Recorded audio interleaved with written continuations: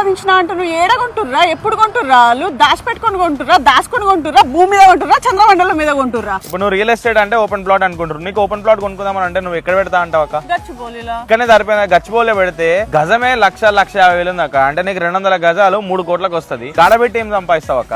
మంచిగా 20-30 లక్షలలో ఒక 200 గజాల బిట్ స్టార్ట్ చూసుకుంటే ఒక 5 సంవత్సరాలు లేదా ₹1,00,00,000 అవుతుంది. అట్లా రియల్ ఎస్టేట్ లో పైసలు సంపాదించి నువ్వు కూడా ఇంకోని చెప్తావు సంపాదించి. జరుగుతుందో ఈ మార్కెట్ లో స్టాక్ మార్కెట్స్ ఎప్పుడు up and downs. Bit coin ఎక్కడికి వెళ్తుందో ఎవరికి తెలియదు. ఏంటి ఏదో ఇన్వెస్ట్మెంట్ ప్లాన్ చేస్తున్నట్టును? ప్లాన్ చేస్తున్నా కానీ దేని ఇన్వెస్ట్ చేయాలో అసలు అర్థం కావట్లేదు. అసలు ఏది బెస్ట్ ఆప్షన్? స్టాక్ మార్కెట్లో ఎప్పుడు చూసినా అప్ అండ్ డౌన్స్. ఇప్పుడు పెడితే అది ఇంకా డౌన్ అయిపోతాయి. ఒక్క స్టేబుల్ ఆప్షన్ అయితే ఉంది నీలిమా. ఏంటది? Real estate. నీకు గుర్తుందా 10-12 ఇయర్స్ బ్యాక్ రియల్ ఎస్టేట్ పడిపోయింది అన్నారు, కానీ ఆ వెంటనే కోలుకుంది.